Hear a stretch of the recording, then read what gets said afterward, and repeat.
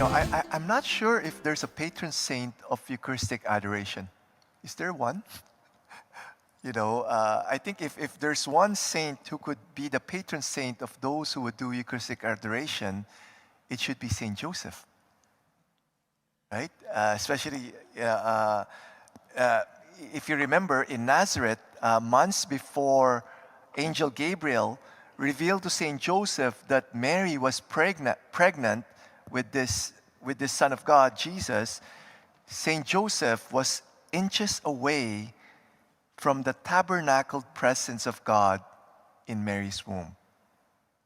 Okay, and so Mary was like a walking tabernacle, and Saint Joseph was very close to Mary, right? And so that's why for me, if there's one patron saint for those who does Eucharistic adoration, it should be Saint Joseph.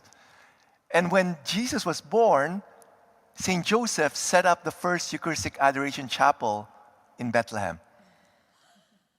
And then after that, they moved to Egypt. So he set up another Eucharistic adoration chapel there. And then after that, they moved to Nazareth, and then he set up another Eucharistic adoration chapel there. And the 30 years that Saint Joseph lived with Mary and Jesus, Saint Joseph was doing a perpetual adoration with Jesus, right? And Mary in their home. And so I'd just like to share with you from this book, Consecration to Saint Joseph, by Father Don Calloway, especially for those who are doing their consecration to Saint Joseph this year. It says here by Saint Peter Julian Amart. Okay, he's known as the Apostle of the Eucharist, and he's zealous in promoting adoration of the Blessed Sacrament. He said this in page 171. Saint Joseph was the first adorer, the first religious. Although he never adored our Lord under the Eucharistic species and never had the happiness of communicating, which means receiving communion, he did possess and adore Jesus in human form. What more could you ask for, right? In the human form, not in the Eucharistic species.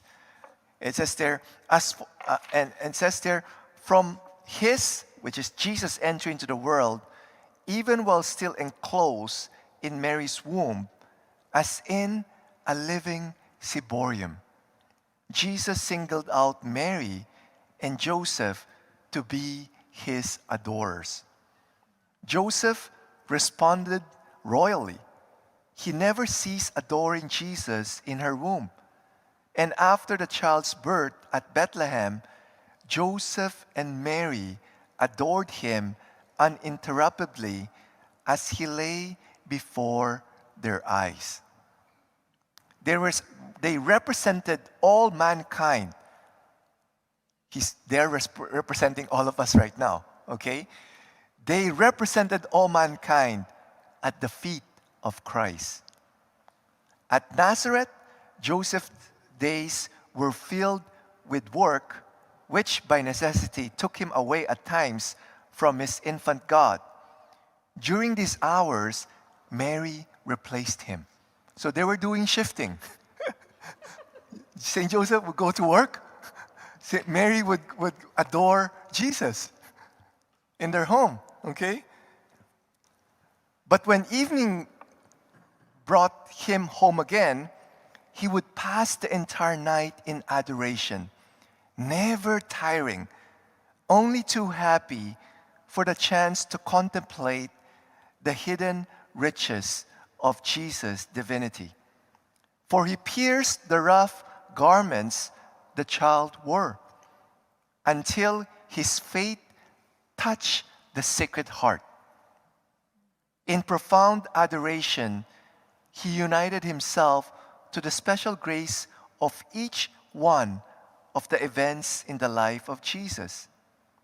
Have confidence, strong confidence in him, Saint Joseph. Take him as the patron and the model of your life of adoration. Okay? So maybe some of us here are struggling. You're getting distracted. Maybe you lack the faith that Jesus is truly present here, body, blood, soul, and divinity. Whatever your struggle with, turn to Saint Joseph. And also turn to Mary. Right now, while you're doing this adoration, Mary and Saint Joseph, they're representing all of us. Even though our adoration is imperfect, they make it perfect for us. Do you believe that? Right? So, because they supply what is lacking. They love us so much. We are all their spiritual children. And they know that as children, sometimes, we get distracted, and we don't pay attention. But they supply what is lacking. Okay? And whatever the Lord wants to give to us, He gives it to Saint Joseph and to Mary. And then Mary, Saint Joseph, gives it to us. So whatever you're asking for to Jesus in this adoration, ask it to Mary and Saint Joseph. They're powerful intercessors. Jesus can't say no to Mary and Saint Joseph. Of course, it should be according to the will of God, right? So it's beautiful. So I could just imagine Mary, as it says here, as like the walking tabernacle when she was pregnant, right, with Jesus. And if Mary is the walking tabernacle or the walking monstrance, Saint Joseph is the veil. If you see the tabernacle there, there's a veil that covers. Tabernacle is Mary, the veil is Saint Joseph. And during his lifetime of 30 years with Jesus and Mary, Joseph needs to be the veil, because he doesn't, Jesus wasn't the right time yet to reveal himself as the Son of God. So Saint Joseph was the veil. Now, when Saint Joseph died, then that's the time that Jesus went into ministry. That Jesus revealed himself that he is the Son of God. Okay? So beautiful, this thing that we're having here. So again, one last quote from St. Peter Julian Eymert. No one can describe the adoration of this St. Joseph's noble soul. He saw nothing, yet he believed.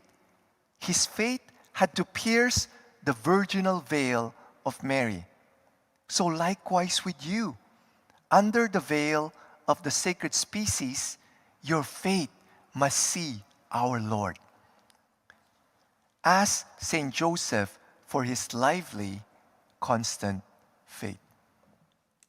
Be a living saint. Jesus, Mary, Joseph, we trust in you.